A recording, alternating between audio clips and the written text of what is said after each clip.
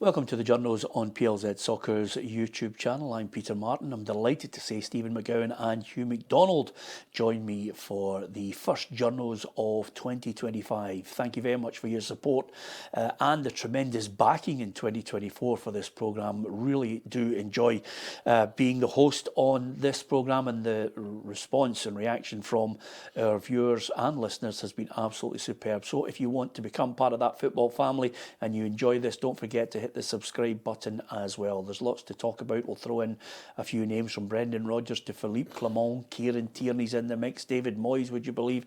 And we might even get to talk about Elon Musk. So there's a good mix for you. Who would have thought we'd have got that in our return? The Journos, I think the good thing about it is over the course of certainly last year, Hugh, we got our teeth into some really interesting topics, and Celtic and Rangers is the story that keeps on giving. Yeah, absolutely, and always will be, particularly in Scotland. Just when you think it's a straightforward week for somebody like Brendan Rodgers coming off a pretty facile 3-0 win against St Johnstone, suddenly throws a grenade into the room and it takes off again. So very odd, but very grateful journalists sitting listening to it all. Yeah, I was going to say when I start to just go through all the papers, you do it online. We were talking about who you know. There's a generation that buys the paper, but because of the way the whole technology's changed, everybody now will look at it online, and you scour through all the back pages. And thank God for Brendan Rodgers, because it gave you a few miles in your column, certainly this morning. Is this the first time he's really had a go since he came back? I would say so. I think what it's exposed is a certain tetchiness or sensitivity among supporters. It's probably exposed those who haven't quite forgiven him for what happened in February 2019. Because last year, he was quite careful, I think, quite guarded. He was throwing out olive branches. He was so much so that people were actually saying, this isn't the Brendan Rodgers we remember. I don't think this is quite the same guy. Where's the fire of old? What's he doing back here? So he must feel like he can't win, because he's slightly emboldened by winning 3 trophies and he's well on his way to a 4th for the title. And now he's saying what he thinks and giving his opinion, and people are saying, hang on a minute. So what did they want? Did they want Brendan Rodgers, the slightly cowed, semi-skimmed figure of last season? Or do they want the full-fat Brendan Rodgers, which is what they're getting now? I don't have a problem with what he said, because I can understand it when he says, look, guys like me, guys like you, Joe Soap in row SS, section 180 at Celtic Park or whatever, we can barely manage our Netflix account. Yeah. So I do defend our right to have an opinion, because we all watch films, we know a bad performance when we see one. Borussia Dortmund was poor, Rangers was poor. I think we're entitled to have a say on that. But equally, I would defend the right of Brendan Rodgers to have his say back when he feels it's appropriate. And he's not singling anybody out, he's speaking as a whole. And I think what he said, for me, didn't cause any problem. Yeah, we'll get into the meat and bones of his defence of Greg Taylor in a moment, but our very own Alison McConnell did mention, which caused a bit of consternation, Hugh, that maybe a lot of Celtic fans have this sense of entitlement, which sometimes dominance can indeed do for you. You get to that level where you think, well, anything less than 3 or 4-0 and being entertained, it's that classic moment from Gladiator. Are you not entertained? You're coming here to see Celtic continually steamroller people, and anything less than that is not acceptable. I think it's more nervousness. I think it's like you've just been hammered by Rangers, and suddenly you're back at home there's a nervousness, there's a frustration about the ball getting back. Get it up the park. Let's win this. Let's win. We've already celebrated winning the league. For goodness' sake, let's get this over the line. I think it's a real nervousness in the stands about it. Which, funnily enough, at Champions League games, I go to Champions League games. You don't quite get that nervousness at Champions League games because they're viewed more as a free hit. There's almost a more relaxed atmosphere. It's strange at Champions League games. I just wonder what Brendan was all about because, he's entitled to have his say, but I didn't see the point of it. And I thought once he'd said it once, to go back in on it in the second press conference, and I know that's what all the questions were about. Yeah, I we know were that. asking him that, to be fair. I saw the transcript, and just about every question was about that for obvious reasons for the journals. I'd have thought at one point he would have said, listen, enough about that. I want to talk about Dundee United or, I had my say about that. But he just went on and on about it. And it opens him up to, fans will always complain. There's a section of fans that always complain and you're never going to win this. But I thought that, opened him up to stuff like if he's lecturing Celtic fans on how to be fans.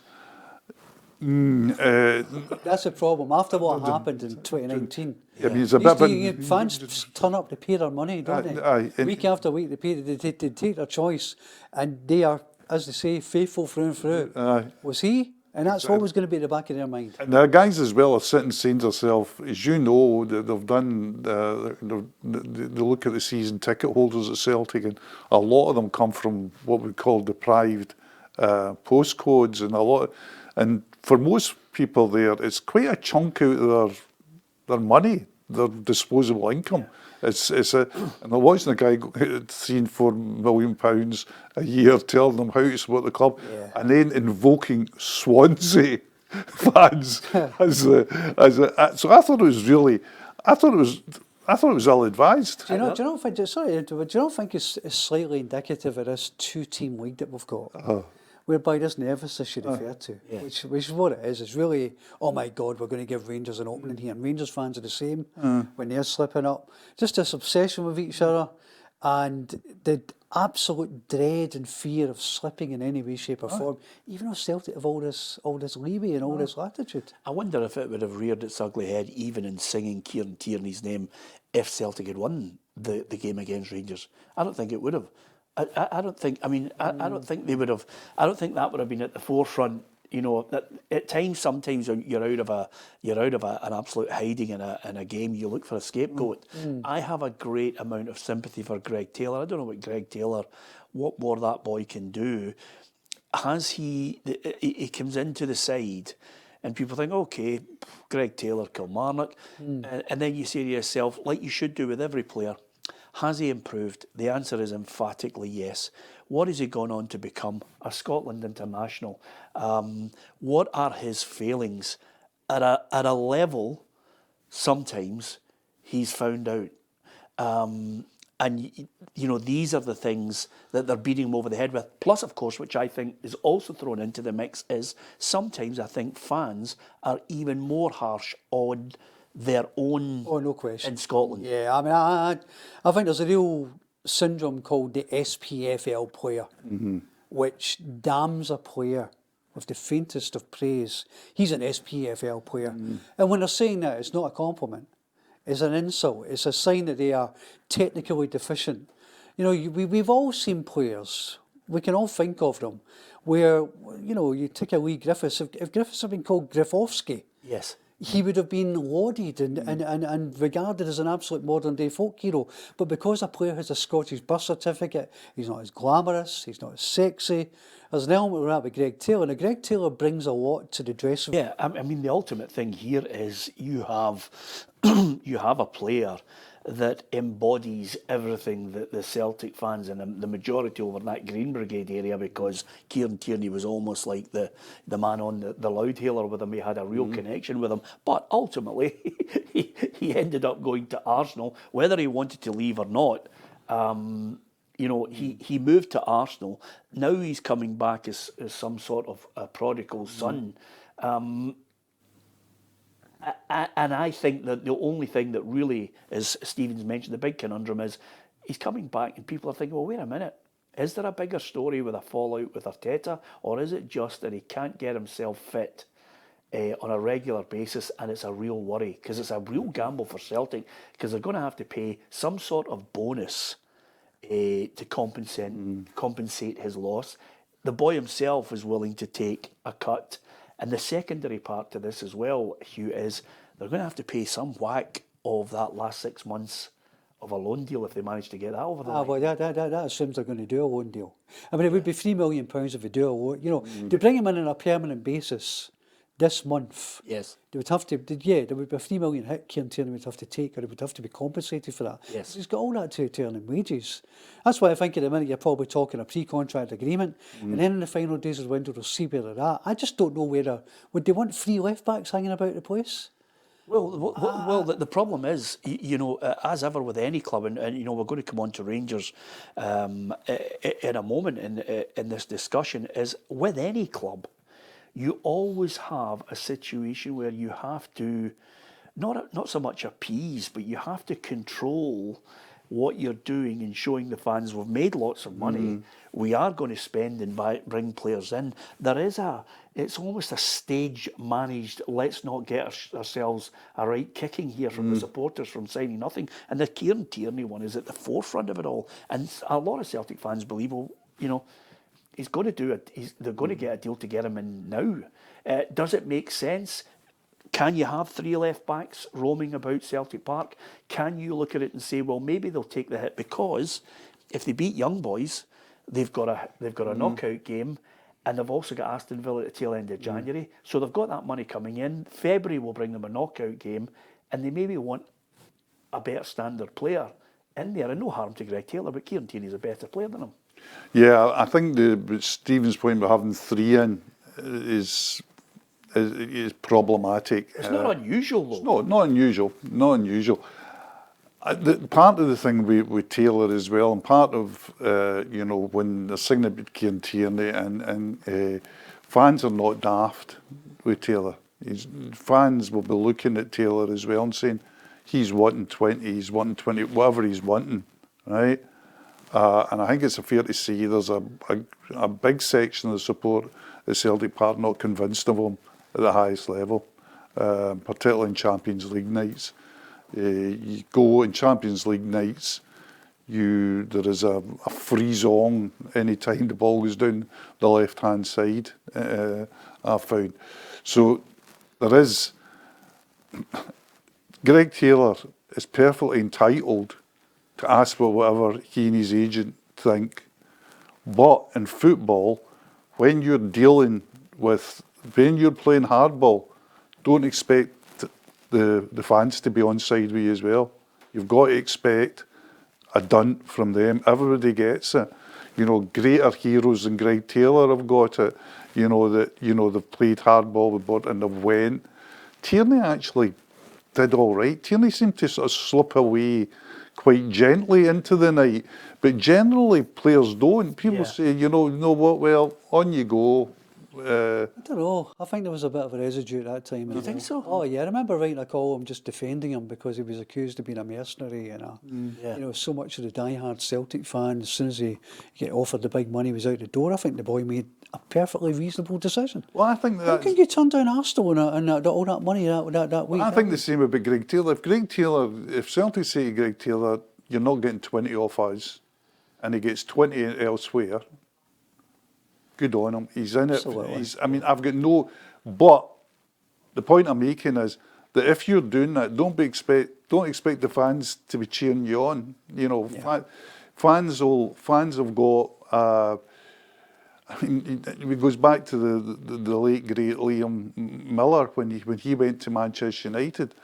Everybody was going, oh, he'll never make it down there. Why is he leaving? And we thought it was a Celtic man. He said, he's just been offered the chance to sign for Manchester United. Yeah. I mean, come on. Yeah. I mean, this is the business. In actual fact, you've been told to say should Kieran Tierney be coming back this quickly? I mean, he has got offers for the English Premier League. Yeah. The thing is, he wants to come back. He's a homeboy. He's from round here. He's a diehard Celtic fan, and he can just easily say, "Well, actually, I want to come back and I want to help Celtic be the club that they should be in Europe." And he's going to get $1.5 million to $2 million. And he's already an exceptionally wealthy young man, so he's not coming back for buttons.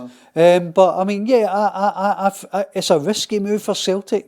I do think the talk about all these injury things have been not overplayed, but I think people are talking about him as if he's walking around in crutches. He's not.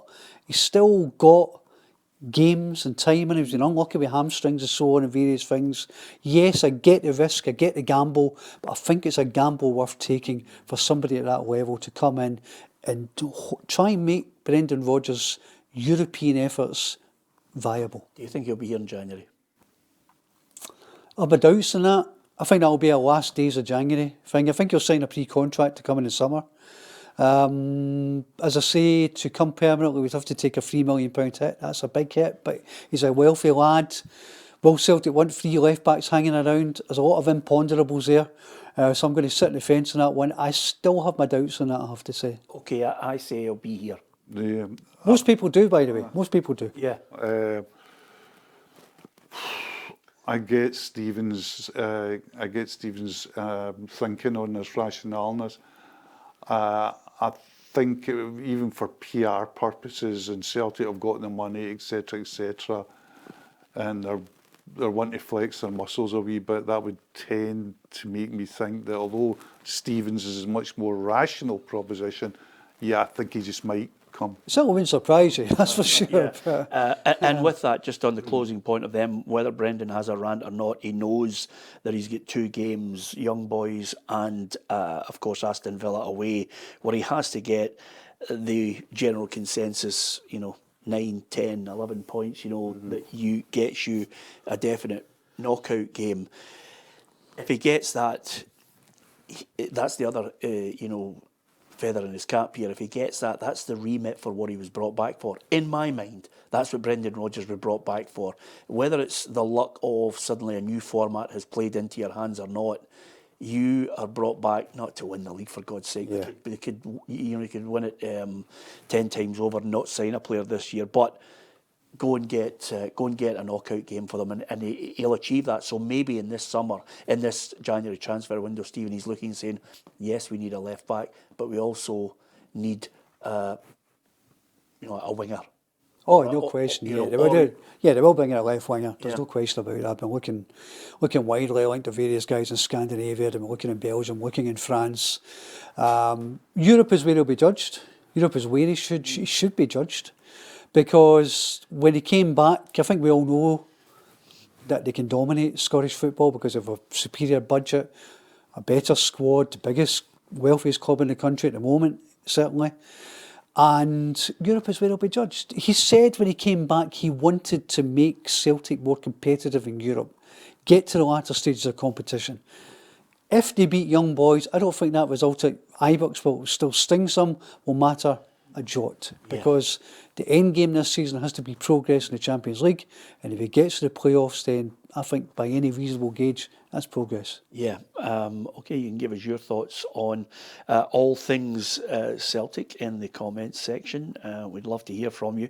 And of course, if you download the app, you've got the chance to drop in your comments immediately in the contact section of the app as well. So from Celtic, the flip side of it all is, as one Rangers fan said to me, I didn't even get the chance to enjoy beating Celtic because suddenly the banana skin was Easter Road and a 3-3 draw against Hibs. He's almost, it's one of those situations where he's almost walking out on a solid base of ice, but you don't know where it's going to crack and he's eventually going to fall through it. Clement, for me, has got the most difficult job to try and... He goes from 1 week of this is the team that I think it's showing you what it's capable of, and I've told you consistently, to yet again we're disappointed. We've let in crazy goals. We've committed mistakes that have cost us. He's been unlucky, and people won't react well to that. In that his depth of squad is poor, so he can't rotate. He just can't rotate. and he sort of accepted that after the Rangers game, where he basically put out the same team to go again against Hibs, and it looked all great, 2-0 up, everything's and then ended up absolutely flagging. And I know Egerman hit the post at the end, but I think most people at the end would say the Hibs were getting the better of it at the end. This is his great problem, is lack of depth in the squad, exacerbated by big injuries where, you know, in a certain position at centre half or centre back. So he's got, and that's a problem that shows no sign of going away. The interesting thing about that is, well, let's whistle up some reinforcements. And apart from Brendan's sort of mischievous comments and helped fill the back pages, and rightly so, but the comment that really got me was when Clement was asked about his transfer budget. He said, Patrick Stewart is going to come out and tell you all this. Yeah. So we wait with bated breath. Oh, every morning I got up waiting for the email, I have to say. Saying, when is Patrick Stewart going to come out and tell us? Because what you're getting now is how many times we've said it in this show, there is no money, right? Yet now you're getting the things, let's get Johnny Evans up, let's buy this, there's a Marseille centre half, it's up for 9 million. You go, whoa. What is Rangers' transfer aspirations during this window? What is his budget? I mean, the strategy seems to be getting players out who are on big wages, and getting players in might be difficult. But with all due respect, and this is There's an insult coming. There's an insult coming. Again, I can fall out with you as well. It's not so much a contradiction of what you're saying, it's more a case of an observation of, we can only ever deal with the facts of what's coming out, and then maybe, as you know, in the journalistic world, you get little snippets here and there in the background of somebody saying, here is a narrative or a story that you're not aware of with Rangers. Rangers accounts come out and they've lost over 17 million again. It's a hefty figure. And then you have, you know, a chairman saying, and also we're trying to raise 8 million.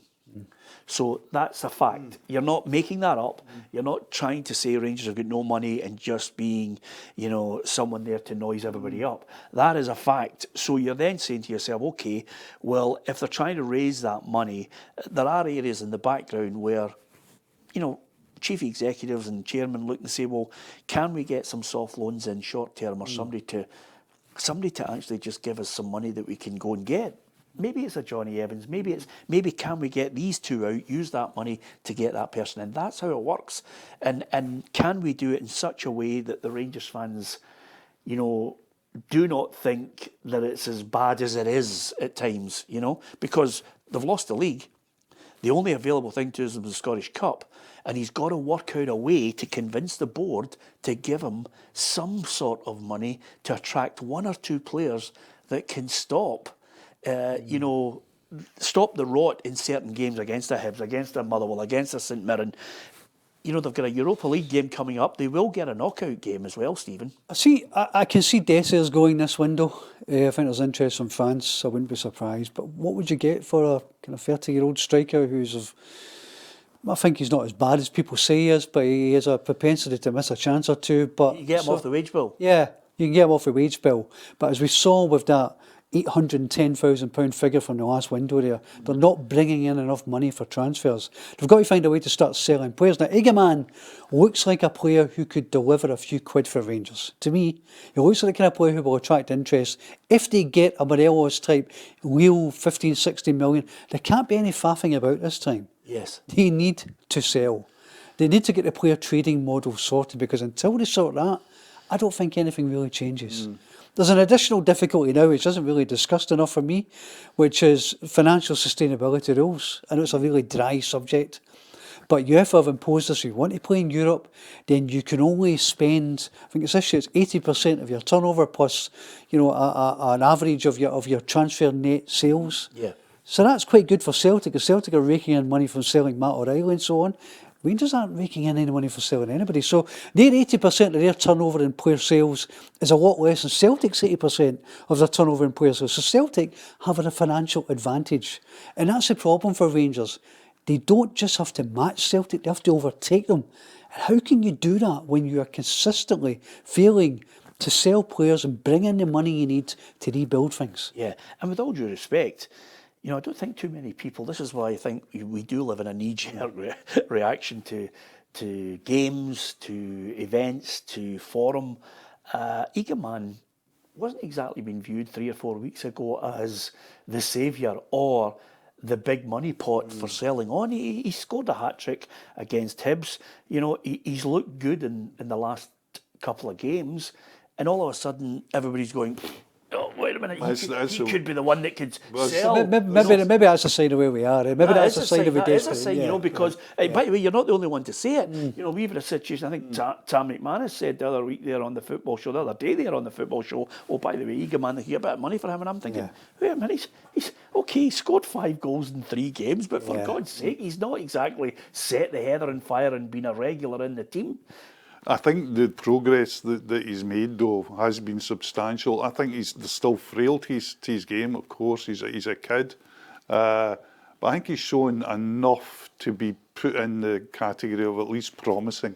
I think you could say... But you can't blame Rangers fans for looking for that, Hugh. Of course. He's still only 22. Because if you look at the rest of the team in terms of resale, who'd you get a fee for in the rest of the team?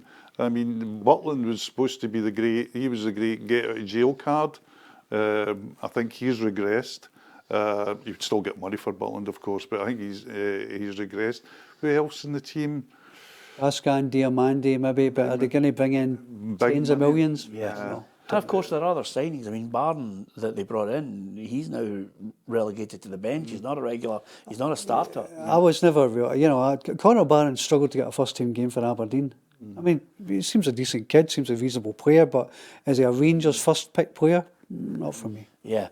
I don't know where it goes, Stephen, this month, as well as trying to negotiate backing from the board.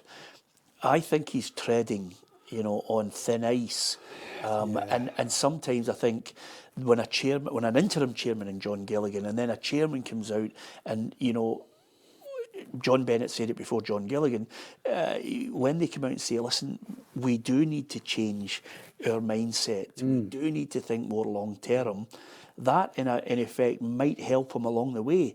Because the other thing is you can't suddenly sack a manager and then you have to say, well, wait a minute, we're looking for 8 million, we sacked the manager, we need players in. If we go and bring in another management team, they'll want reassurance. Rinse and repeat, as John Bennett said. I mean, the one thing you would say is you don't really detect any serious desire on the part of the Rangers board to dispense with Philippe Clement. Yeah. I think the problem he has is... Do you think he needs to be dispensed with?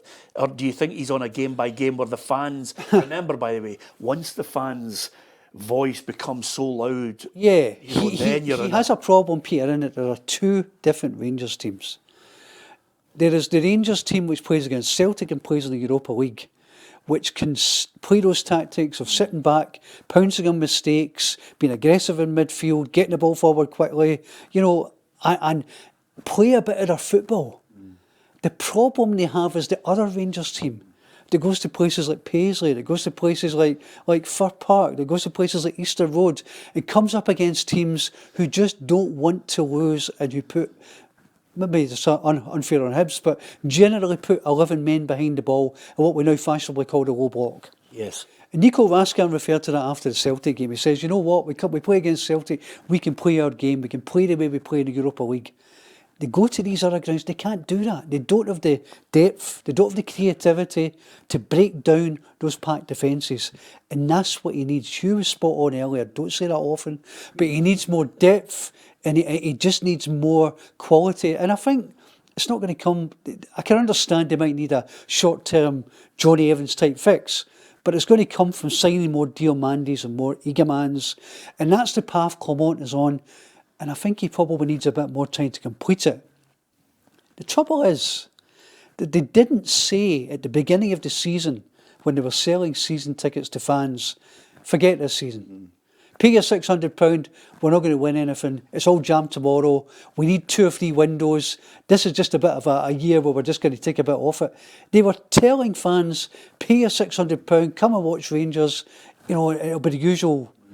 Well, it hasn't been. So they've been promising fans jam tomorrow without being explicit about it. Only now are they saying it, after they bought their season tickets. I've never met a company who would do that, though. No, of course not. You don't- But if you're a you don't Rangers, sell it on- you no, I don't know, sell it, but you if know. you're a Rangers fan, you're sitting there going, hang on a minute. The manager's coming out every week and saying nobody can reasonably expect us to do this in one window. Well, you know, you didn't tell them that before they bought their season ticket. Yeah, I mean, Maybe some of them would have thought about it if they'd known that. 3 away wins is poor. Oh, it's- And the other thing it's about it is shocking. and this is the unfortunate thing about it, when you're still trying to balance the whole thing and get the fans on side, you are also countered by the unbelievable success, which is the juggernaut of Celtic. When Celtic are struggling in a game, Brendan Rodgers brings on 3 or 4 players that have cost him an absolute fortune, who make a difference, though. This is a point we go back to. I mean, routinely in a game, after 60 minutes, because that's, for some reason, that's when Brendan Rodgers makes his substitutions. He can bring on a Barcelona loan player, he can bring on a £9 million striker. He either brings on the Portuguese under-21 captain or £11 million Belgium international, or even Yang, who's a South Korean international. I mean, so, or a £6 million centre back. So, yeah, that there's no doubt about that. The really interesting thing about Clement is in a position where the board is actively not trying to sack him. Yeah. Yes. There isn't a board that more wants to keep their manager than Rangers, because in all strategy, business sense, the calamity that would ensue, what kind of manager would they get in to replace him, coming in knowing what's there? They would get a manager, don't get me wrong, but there'd be managers having a look at the books and saying what's happened to the last 3 or 4. So there's no way they want to fire him. The tipping point is when the stands desert him. That is when. And there's no sign of that happening at the moment. Rangers fans are still turning up, etc., etc. But that would be the tipping point. And on that, when you go game by game and you get the erratic nature of supporters who rightly want to express an opinion on it, Stephen, the great thing is they've come up against a really mediocre Manchester United side, so that's a real bonus. I fancy them at Old Trafford. I actually fancy Rangers to go to Old Trafford and get a result. Yeah. Because there's so many similarities. You watch Man United against Liverpool the other day, going, where has that team been? Just as you watch Rangers against Celtic, say, where has that team been? Turning up for the big games, and then when they go up against the so-called kind of lesser cannon fodder, just nowhere to be found. There's none of that intensity or aggression. Yeah, it'll be interesting to see what they do against Manchester United, but it's also interesting as I think the general consensus and acceptance from Rangers fans is that the league's gone. So the league's gone. So as he goes on game by game, they're looking and saying, right, let's try and wipe out these Hibs debacles, the Motherwells, the St Mirren games. Let's try and get a consistency that allows us to start to believe that we could maybe win the Scottish Cup. Absolutely, yeah. I think Scottish Cup probably feels a bit non-negotiable now, doesn't it? It feels like one that he's really got to win to save the season, as he put it. And we've got a reasonable chance. Yeah. I mean, the luck of the cup draw always helps. If you can get a home draw, and then you would fancy Rangers at home against anyone. The problem comes, as we know, when they go on their travels. Yeah. When they go on the road, and when they do come up against us, packed defence, they really struggle in that situation. On the conundrum of does he survive to the end of the season, unless there's something catastrophic in a run that it just goes 1, 2, 3 defeats which are just so poor, I think it would be who you signing in the window, if they get anyone at all. Can you get a half decent playoff game which will bring in revenue in the Europa League, and then can you make a sustained run in the Scottish Cup? And I think that gets them through to the summer. Yeah, I would agree with that. I think I would repeat, there is no appetite at Rangers to sack the manager, none at all. which might seem odd given a team that's double digits behind in the league. I think he'll get to the summer anyway. The thing I'm interested with Clement is, I mean, he talks a good game about being in it for the long run, but I just wonder, the longer it goes on, what his appetite's going to be like for it. Well, he talks about loving Rangers. He got that contract extension last year. You have to wonder what the circumstances of that were, why they felt compelled to do that. Other than just John Bennett was quite clear, we've got to stop this rinse and repeat cycle. Yeah. But John Bennett's obviously stepped down for health reasons, and you wonder what is the feeling of the people behind it. Patrick Stewart, I think, has been quite strong in what he said so far in terms of backing of Clement. So let's see whether they're going to whether they're going to stick by that, whether they're in it for the long haul. Because I agree with you. If you do dispense with Clement, who do you get that's better in the current market? When they look at that instability that's been there for the last 3 years, who says, oh yeah, that's what I'm going to sign up for? If they are a really established manager with a sound reputation. I hear them talking about, some fans saying, oh, go and get David Moyes. We're going to talk about him later. Come on. Yeah, absolutely. It's a difficult one, Rangers fans. What's your thoughts on the topic we've been discussing? How do you think you're going to fare over this January transfer window? Is there any kind of movement that would satisfy you? What type of player do you think Rangers are going to be able to attract? And of course, over and above that, what is it for you with Philippe Clement? Is it a game-by-game basis in analysing whether he's the real deal or not? Or are you right behind the board and their long-term view? We move on to a club now. I joke, obviously, sometimes with Michael Grant to see if he's come out of hiding because, at the start it was fantastic having him on this show because it was 16 games undefeated. I'd rather have him on now. Well, if anybody knows where he is, this is the key to it all. But the 16 games. Rightly so, I think we were all saying absolutely fantastic. At one point, Aberdeen were top of the Scottish Premiership. Yes, we were well aware that there would be a sticky patch that would come. Some of us thought it was going to be the October, and suddenly it was the November. But now, 1 win in 12, 8 defeats, 5 of them consecutive. And as I mentioned time and time again, Hugh, Scottish football managers right across the whole of UK and Europe and the world, when you get a team that plays a certain way over a period of time, the manager and the coaches study it and say, right, this is how this team plays, and they've worked them out. Yeah, another thing as well, he plays a very high intensity game as well. There's a lot of running in that team, and you wonder if there's a bit of fatigue. One of the things I've noticed this season, and it has been in previous season, but I think it's been with no break this year, is the relentless nature of games. Yeah, it's kills them. Yeah, every 3 days, and I can hear the viewers groaning and all. They should be able to play every day. They can play every day. They could play 3 games a day. They're fit people, but the level goes down. The level goes down, and the thing about it as well, and you see it. You see it right throughout the league, trying to rotate in the league or try to keep your best players in for 3 days. The wheels can come off pretty quickly, the wheels can come off. And I think what's happened to Aberdeen has been a variety of things. Yes, they've been worked out. B, they probably weren't as good. The law of averages is they were probably overperforming on statistics, and they're now coming back to a sort of mean.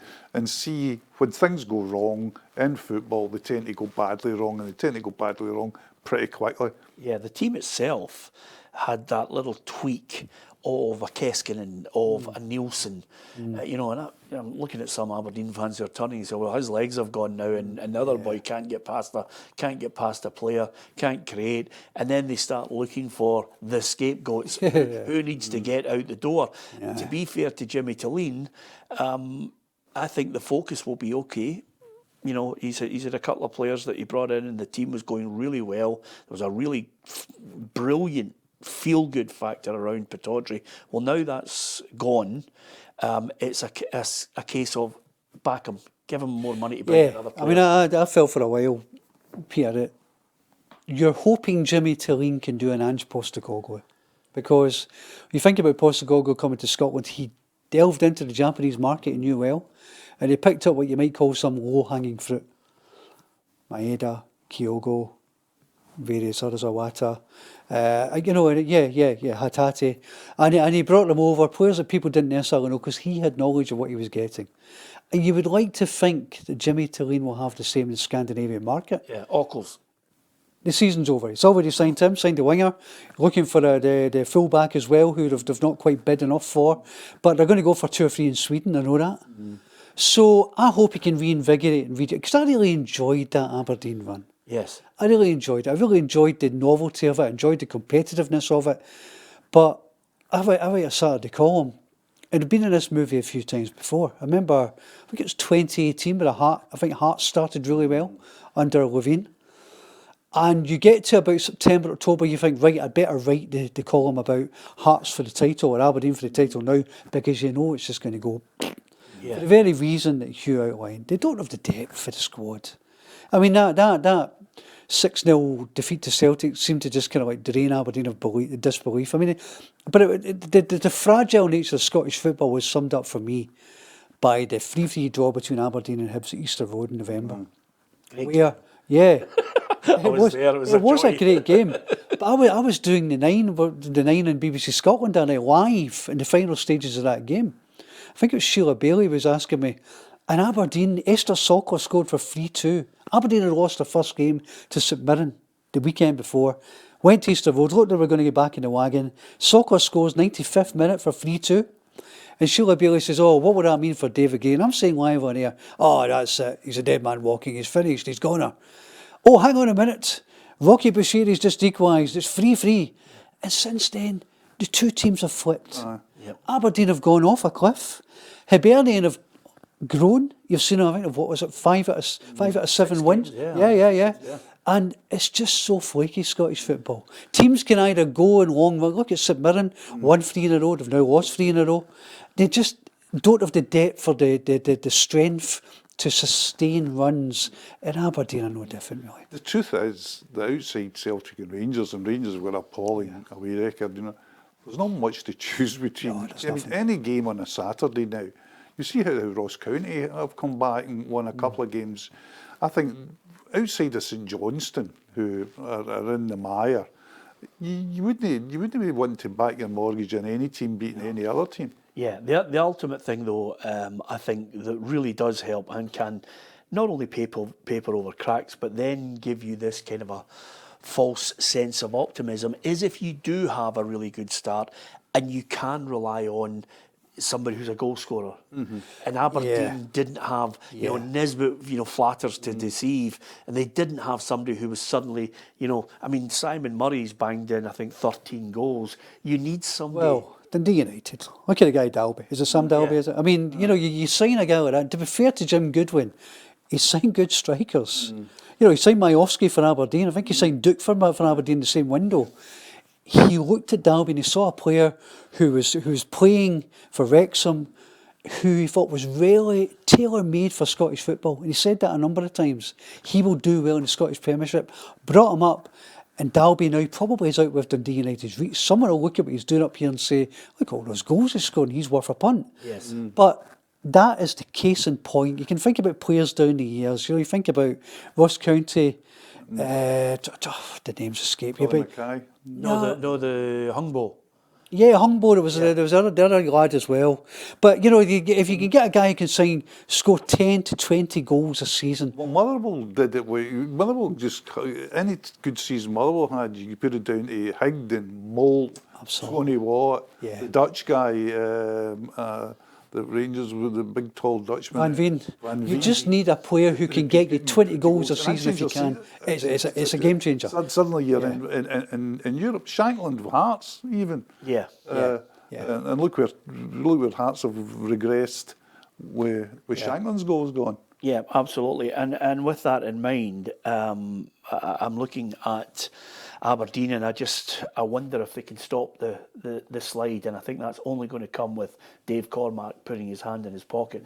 As ever, sometimes money, the root of all evil, but it's crucial, especially when you have a number of clubs from third down in the Scottish Premiership that rely on one or two players that can make all the difference.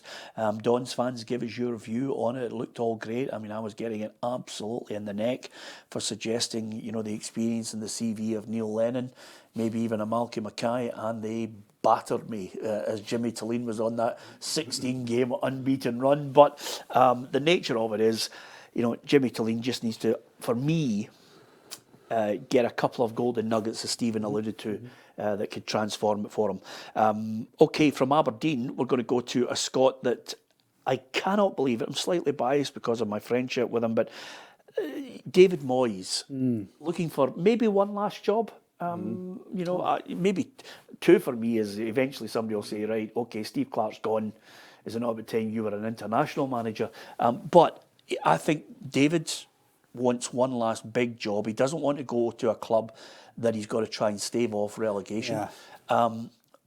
But I can't believe through his career, he almost seems like, to coin an old song, the man who can't be loved. Yeah. Because there's something about. He's a manager. We talked earlier about the SPFL player. He's the managerial equivalent of that, isn't he? Yeah. He's the kind of the Glaswegian unglamorous, unsexy manager who nobody really seems to want. He gets mentioned for jobs and they're like, oh, we don't want David Moyes. But then there's that culture down south generally now, isn't there? Aye. Yeah. The British manager is effectively an endangered species now. And by the way, if David Moyes thinks he's, I don't think David Moyes thinks he's unloved. He's a multi-millionaire. He's proved over his career as a manager, he's proved time and time again, year in, year out, that he knows what he's doing. There's no English managers. So is it first time in 132 years, is it, or something I saw, when Russell Martin lost his job at Southampton, if no Scottish manager in the top flight. Yeah. I think the problem for Moyes is as well is There's no great English managers. No, that's right. But the problem for Moyes, I mean, I watched the Alex Ferguson documentary on the BBC, despite this man's overlay. Exposure. Yeah. Overexposure is the exact right term I'm looking for, despite the fact that he leaned far too heavily on his expertise. I watched that, and it was an excellent documentary. But actually, Moyes is more in that Fergie mould, isn't he? He's more that kind of all-knowing, all-seeing British type manager. Yeah. And there's no place for that in England now, because you've got sporting directors, you've got overseas owners, you've got head of recruitment. They've got a structure which doesn't allow one man now to rule the roost. Yeah. And I suppose that then risks a man like David Moyes, an excellent manager, being seen as a bit of a dinosaur, which is unfair, but... I think it's unfair. And also, Hugh, when you've got a manager like that, you need all the components. Fergie, we all know the story, and you pointed it out in that documentary. It is quite simply, you've got to have people who believe in you. You've got to have a strong board who understands what you're doing. And the great thing about David Moyes, when he eventually got the Everton job and had it for such a long time, he said Bill Kenwright. And he had a board that bought into where they were, the financial constraints that they had, and what they wanted from David to do. And he was able to, over a sustained period, keep Everton in that unbelievable start of being a team that's never been relegated from the top flight. So that's one. When you go to a board like Manchester United, Ned Woodward, you're on a hiding to nothing. He was completely and utterly destabilised by their backing of him and their transfer policy. And the slow way they went about their business with him. I thought he was derailed by them, and unfortunately he suffered from that. But West Ham, I mean, if you ever wanted to say to a manager, okay, I know you're going to take the job because you're on big money, but West Ham, he saved them millions upon millions the first time around, and the second time, he not only that, he got. I mean, I was there watching West Ham against Fiorentina in the final. I'm thinking, West Ham win a European trophy with a manager that, again, they don't renew his contract, and now Lopetegui is on the way out. Well, but it's all part of it is narratives now that exist in English football, and part of it is the strategies that exist. the narrative is, you know, a foreign coach is a better coach. That's the narrative, everybody. And sometimes there's good evidence for that. But the strategy now is, as Stephen mentioned, is not to bring in this figure. It's to bring in a head coach so that when you pap him, and you will pap him, you're just taking out that structure, and the rest of it you're just sliding in another structure. And that might not be wrong, by the way. And I think that's a good strategy. David's problem is that he says, I don't want to fight another relegation battle. But the most likely thing in my head, the most likely scenario in my head, is he gets a job on the basis of that. He gets a job, and that's why he gets it, for no other reason. It becomes a new Sam Allardyce. The only job in the top flight that he potentially could get that's not somebody fighting relegation is Spurs. And even then, he wouldn't be box office for them, because Spurs have got a fan base who are deluded into thinking they play a certain style of football and are this side West that should Ham be. are the same. Yeah. West Ham, you know, it's not the Brazil 1970. The phrase box office was very apt here, because I think that's what everybody's looking for. And I think managers have become a bit like cars. I mean, everybody wants a shiny new model in the driveway every 4 years. Yeah. And West Ham fans got bored of David Moyes. And we've seen that at Liverpool, we saw it with Aberdeen, with Derek McInnes. Fans just get bored, and they want something new, they want something shiny, they want something sexy, a bit racy. And I think Moyes is a victim of that. Yeah, but what's playing the West Ham way? The West Ham way. I mean, what is it? Joe Cole, who you eventually sell, you know, the West Ham way for me, you know, their history is the odd FA Cup and going back to the three greats of, you know, I think Tottenham, Bobby Moore and Jeff Hurst. Tottenham fans are the best example of that. You're talking about entitled fans. Oh my God! I mean, what have Tottenham done to merit this incredible sense of entitlement that the fans have about Postecoglou? You may have that to a degree with West Ham as well.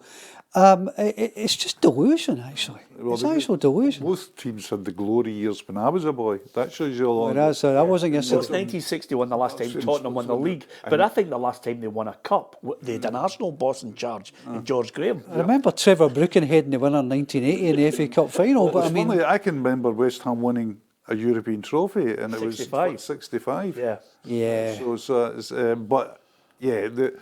I agree with it. I mean, the way they're shipped. Coaches now are very disposable. Actually, coaches buy into it. I always tell you the story about once talking to an English coach at a Premier League club, and he was saying, I'm really happy. You know, he says, because the worst thing you can do here is they'll sack me.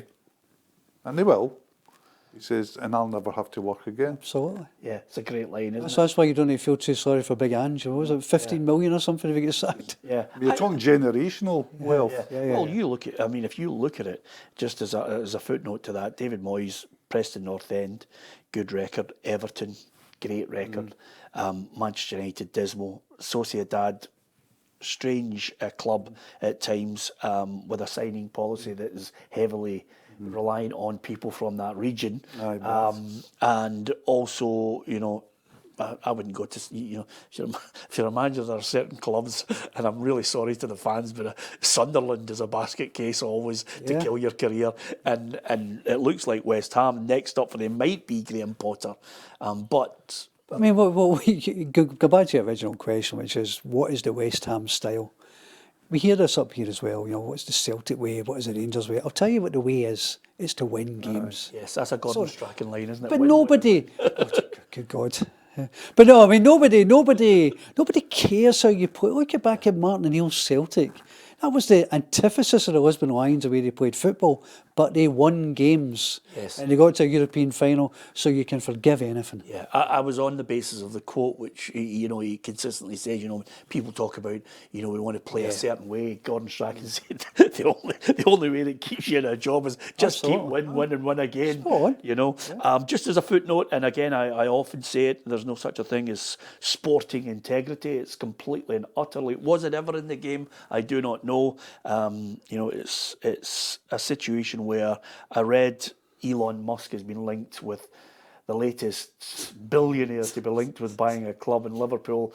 And then I laughed at some people saying, if Elon Musk takes over at Liverpool, I'll never be back at Anfield. And I thought to myself, well, that will quickly disappear if he took over. But the nature of it now is, for billionaires, football clubs are their plaything. It's almost a status symbol for them. Yeah, and if Elon was to take over at Liverpool, he would actually rejoice if Liverpool season ticket holders deserted them, because then he could get more tourists in, which is that's what clubs want. Clubs will look at season ticket. You're a season ticket holder. You'll maybe go to the club shop at Christmas. You might go to the club shop at the beginning of the year. That's it.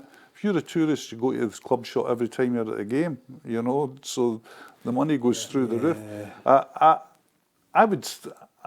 I mean, it's an outlandish story in many ways, but we know that Fenway Sport, they've already told the Financial Times, they weren't averse to selling, shall we say, and the kind of money involved, even in buying something as big as Liverpool, is buttons. What did he pay for Twitter? 44 billion. Yeah. And he destroyed it. Well, as he does with most things, I have to say. He's a destructive force. He seems as a disruptor. And the thing is, if he got in at Liverpool, there would be a lot of noise, a lot of sound, a lot of fury. But as we saw with Newcastle United, fans can quite easily overlook atrocious owners. Yes. If they think they're going to plough money into a club. Not just Newcastle, eh? No, absolutely. They're all absolutely. at it, you know? We're seeing a series of owners in English football who are accused of far worse human rights offences than Elon Musk ever will be, even if he becomes president of the United States, which looks a certainty. And fans will overlook it. They will wear a dish dasher as quick as you can throw it at them, because if they think an owner is going to throw money at the club, is going to make it a competitive force, and to go back to that mantra, win games, they will overlook anything. Yeah, absolutely. Sporting integrity. I can't let it go in this programme without, sometimes when the Journos is on, there's always a wee line that comes out that you think to yourself, that's going to gather pace, or we're going to get it in the neck. And I think today's has been right at the death, Hugh. You didn't see it there, but he just threw it in. Musk for president. Don't give us. How can you rule that out? Don't give us your comments in the sections. A little bit of politics from him, just to throw it in there. I'm not saying it's a good thing. Quite the opposite. I can assure you. No, the mere fact that you're saying whether it's good or It may become a campaign slogan. Just brilliant. Just right at the tail end, you just went, my way, Musk for president. There you go. Never mind talking about the future of Liverpool and whether there's any sporting integrity. But an absolute joy as ever with Stephen on the programme, and Hugh. Delighted that you could join us. If you like the programme, hit the subscribe button on our YouTube channel. And I must just mention at this point, if you get a chance, go onto our YouTube channel and have a look at our coverage of Donna Grieve. She was our 12 Days of Christmas £1,000 cash winner. Ruffy and I made the journey through to her Edinburgh home and handed over £1,000 in cash. There'll be lots more chances to win, but it's always great when you see the smile on somebody's face as they're a competition winner. And of course, the even better when Donna says, I'm an 80s girl and Ruffy was one of my heroes. And that kind of summed it all up for me. Yeah. That Moving on quickly. Yes, that supersedes any path towards the White House for Elon Musk. Thanks to Stephen, thanks to Hugh, and from myself, Peter Martin. Thank you to you for listening and watching.